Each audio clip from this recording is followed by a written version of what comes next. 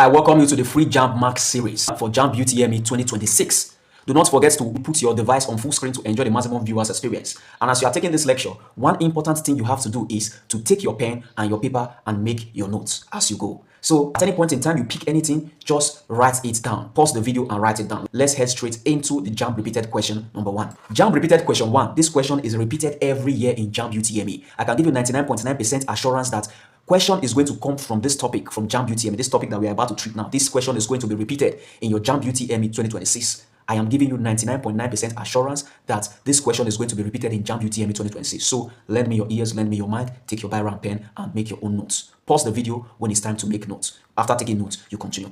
The question reads, in the herbal process for the manufacture of ammonia, which of the following acts as a catalyst? That's the repeated question. A, iron. B, manganese dioxide. C, platinum. D, nickel. What's the answer? Let's find out.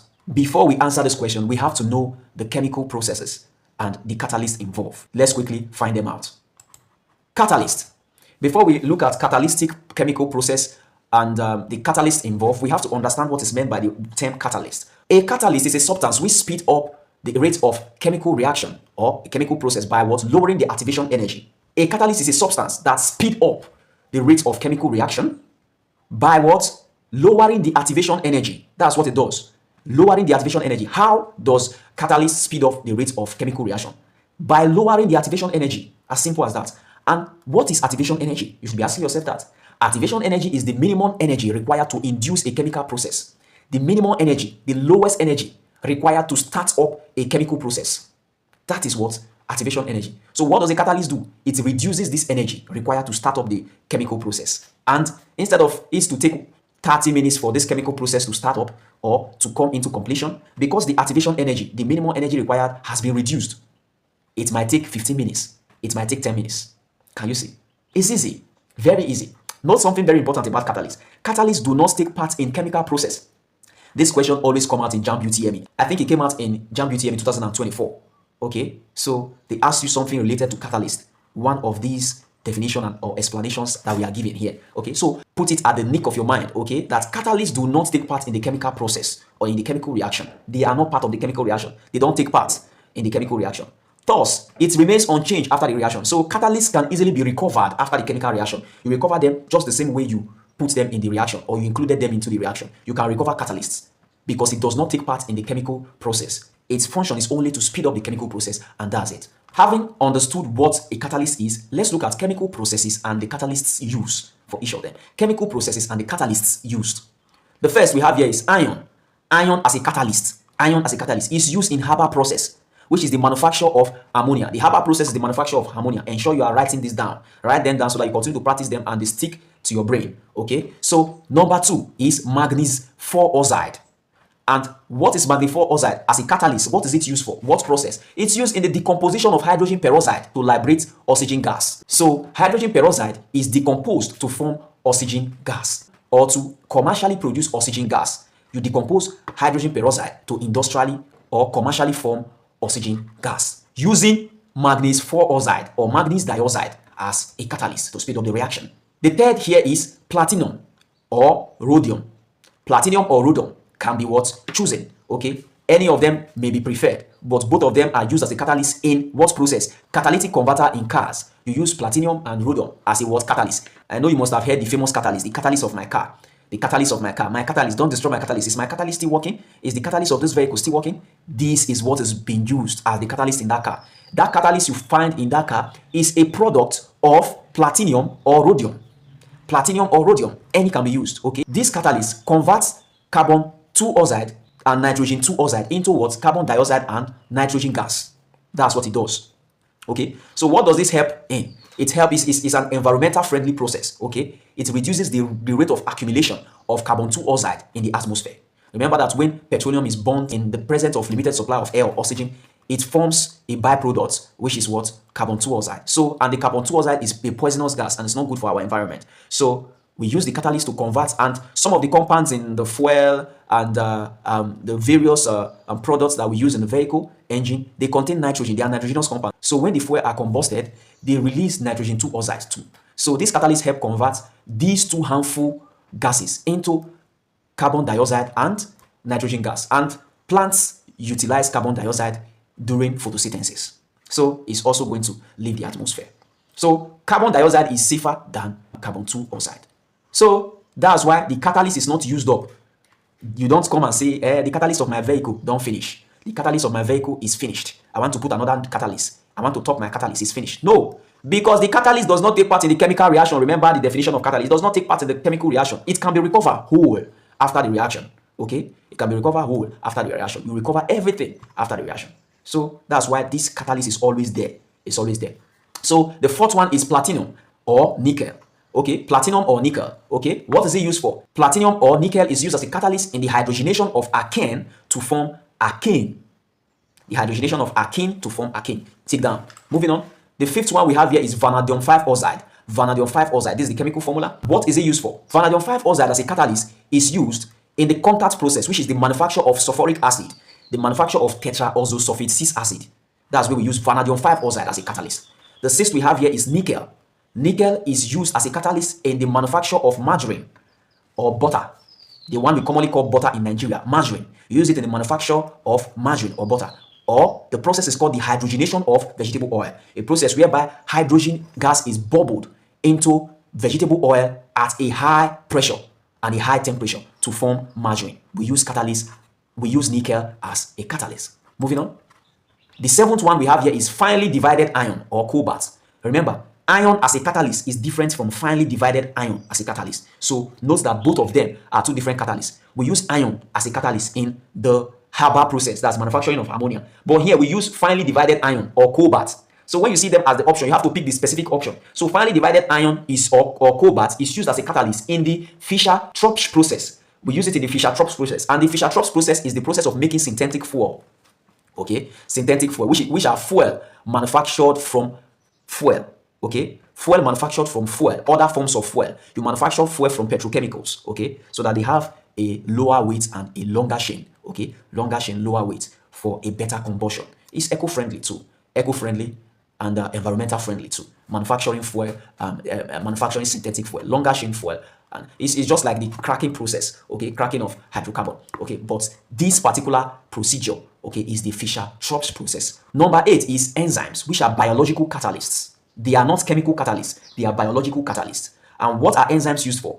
Enzymes are used as a catalyst in the fermentation of glucose to form ethanol and carbon 2 oxide. Okay, this is the commercial manufacturing of ethanol through the fermentation of glucose, okay, to form ethanol in large scale. Okay, ethanol and carbon dioxide is liberated as a byproduct while ethanol is formed. Okay, so during this process, we use either zymase or yeast as a catalyst, and they are biological catalysts. I'll give you another example of where biological catalysts are used. For example, in you use it in digestion. Okay, the digestion that occurs in the human alimentary canal, in the human digestive system, enzymes works as catalyst to speed up the reaction of the digestion of food.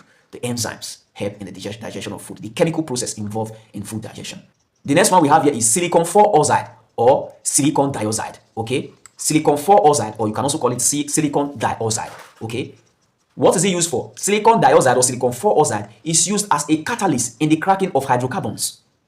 Sometimes an alumina catalyst is used instead. So have it in your mind that alumina and silicon 4 oxide or silicon dioxide is used in the cracking of hydrocarbon as a catalyst. It's used as a catalyst in the cracking of hydrocarbon.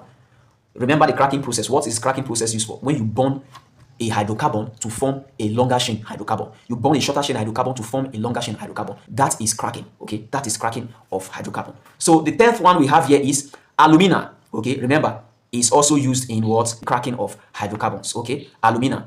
So this is aluminum 4 oxide, also called alumina, used as a catalyst in the cracking of long chain hydrocarbon. Cracking of long chain hydrocarbons to form longer chains hydrocarbons. The 10th one we have here is platinum. Okay, remember, platinum can be used as a catalyst in cars, but we also use platinum as a catalyst in the oxidation of ammonia, the lab preparation of nitric acid. Okay, so it's used during the oxidation of ammonia, in the laboratory preparation of nitric acid. Take down, ensure you are taking notes. So the 11th one we have here is concentrated sulfuric acid or concentrated tetraoxosulfate 6 acid. Sulfuric acid is the common name. Tetraoxosulfate 6 acid is the IUPAC name. Tetraoxosulfate 6 acid acts as a catalyst plus a dehydrating agent. It acts as a catalyst and a dehydrating agent in esterification. Esterification, where alcohol reacts with a mineral acid to form ester. That's just known as the formation of ester. Okay, esterification is the what? The formation or production of ester. where alcohol or ethanol reacts with a mineral acid to form ester. We use tetraoxosulfate acid or sulfuric acid as both a catalyst and a dehydrating agent in this process of esterification. The next one we have here is number 12, concentrated phosphoric acid. Okay, concentrated phosphoric acid, and this is the IUPAC formula, the chemical formula. This is the chemical formula, and it is used in the dehydration of ethene to form ethanol. This is the industrial preparation of ethanol, the producing ethanol industrially and commercially. Okay, the hydration of ethene to form ethanol. We use phosphoric acid, okay, during this process as a catalyst. The next we have here is number 13, UV light, which is ultraviolet light. Ultraviolet light is used as a photochemical catalyst substitute, okay. Free radical substitution is used during free radical substitution whereby methane reacts with chlorine to form chloromethane, okay. The formation of chloromethane during the photochemical catalytic substitute, the free radical substitution to form chloromethane, to form chloromethane. What is formed? Chloromethane, okay, where methane is reacted with chlorine to form chloromethane. That's where we use UV light, ultraviolet light, which is present in the sun as a catalyst to speed up the reaction. The 14th and the final one we have here is aluminium trichloride or aluminium trichloride. And what is aluminium trichloride used for?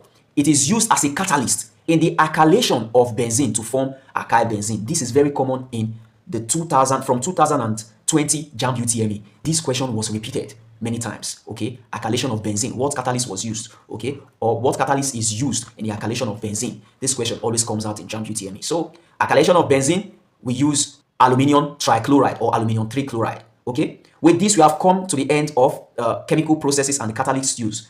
Let's go back to the Jamb repeated question. The question reads, in the Haber process for manufacture of ammonia, which of the following acts as a catalyst? A, iron. B, manganese dioxide or manganese oxide. C, platinum. D, nickel. What's your answer? You already know the answer. You answered right. The answer is not nickel. The answer is not C, platinum. The answer is not B, manganese dioxide or manganese oxide. According to what we have learned so far, the answer is A, iron. So iron is used as a catalyst in the Haber process, which is the manufacture of ammonia, the industrial or the commercial manufacture or production of ammonia. Take note, iron is used and not iron or finely divided iron. Iron is used, not finely divided iron. And that's that for that. And please take note, Jamb can also set the question in a different way. For example, this alkylation of benzene, the catalyst used is aluminium trichloride or aluminium trichloride. Jamb can set the question in another way. It can set the question in such way as aluminium chloride or aluminium trichloride is used as a catalyst in which of the following industrial processes? A, Haber process. B, contact process. C, esterification. D, alkylation of benzene. What's your answer? The answer is there, alkylation of benzene. So that's why you have to get familiar, you get accustomed with this topic and the way I just treated it focally in the preparation of Jamb UTME and WAEC. So with that, we have come to the end of this episode under the Jamb UTME 2026 bonus mark. You have secured a free mark in Jamb UTME 2026 because this question is always repeated every year in Jamb UTME. So congratulations on securing a free mark, a potential free mark waiting for you in Jamb UTME 2026. Thank you so much for taking this episode. I will see you in the next episode. And do not forget to drop a like on this video if this video was helpful, and subscribe to this channel. Follow me across all social media platforms at Nkwado Augustine. And the notes you made, do well to revise the notes and always refer back to this video to clarify any doubt you have concerning this topic or any Jamb UTME question you encounter in the future that looks confusing to you. Come back to this video and retake the lecture. Do you have any questions on knowledge gap, or you have any topic or any question you want me to solve? Do well to drop it in the comment section and I am going to revert as soon as I come across your questions or your recommended topic or question. At this point, I'm out.